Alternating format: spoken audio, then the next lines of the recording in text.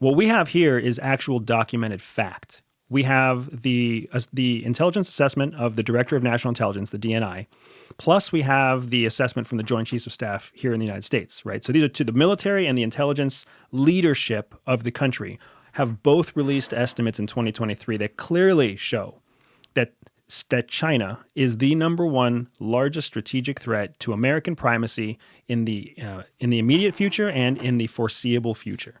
And what they're saying there is that it's a threat to us and our national security, not because they're pointing guns at us, right? Other people are pointing much more dangerous weapons at us than China. North Korea launches test missiles and test nukes, test missiles that are capable of carrying nukes. You know, Iran talks about wiping Israel and Americans in the West off the face of the planet. There are much more boisterous, flamboyant threats. So really what these assessments are saying is that China is the biggest threat because it has the opportunity, it has the potential to become the largest economy. And when you are the largest economy, you have the largest budget to build weapons, sell weapons, research and develop new weapons, and export your foreign policy ambitions around the world. So it's not my opinion. It's actual documented fact from the highest levels of American government that the Chinese threat is our number one strategic threat as American citizens. What do you think of, I don't know if you've seen some of the stuff that Peter Zane said. You and I have talked about him at least once, but I don't know how much of it you've watched or anything. But he's this geopolitical strategist who goes online and has a lot of takes on a lot of different things. But one of the things he really goes at is specifically like 10 to 15 years out, demographically speaking. He's like, China's f***ed. Yeah. You know, he keeps saying that they're going to have a major famine. Their supply chains are all messed up after COVID, because some of that really actually did backfire on them, which is pretty interesting. But he's also saying like, oh, they're not having kids. So yes, they have 1.4 or 1.5 billion right now, but they won't. And they're going to have an economic crisis when that starts to crash. I've always thought like a lot can happen in 10 to 15 years on the way there. So that's always a concern. So it's like, well, if there's going to be problems in the meantime, I care about that.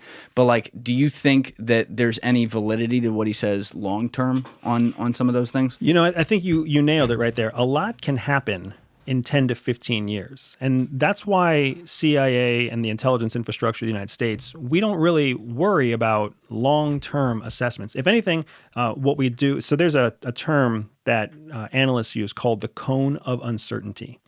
And the cone of uncertainty is exactly what it sounds like. It's, if you can imagine a cone, that's following like a string. All right. The string is what's happened in the past. You know exactly what's happened in the past. So it's a very finite thing. It's already happened.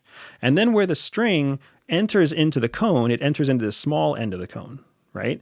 Now, what it's saying there is that you can't really see what's inside the cone.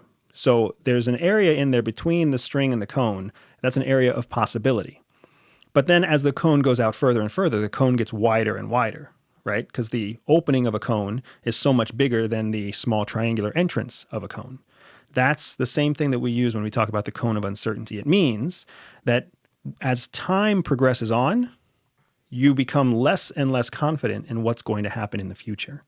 We can forecast with relative confidence what's going to happen 12 hours from now, 36 hours from now, 3 days from now, 2 weeks from now. But as time goes on further and further, it becomes even more difficult to forecast. So when Peter Zeihan talks about 10 to 15 years from now, China's going to have this massive collapse, I trust that whatever analysis he's doing right now that's giving him the confidence to say that publicly, I trust that he believes the data that he's looking at. But 10 to 15 years is the fat part of the cone of uncertainty. Yes, that could happen. What he's assessing could happen, but a lot of other things could happen too. Think about the policy changes they could make in the next 10 to 15 years to fix their demographic problem. Think about the countries that are going to exist and not exist anymore. Sudan used to be one country. Now it's two. Potentially, it's going to turn into three, right? All of that's happened in the last 2 decades.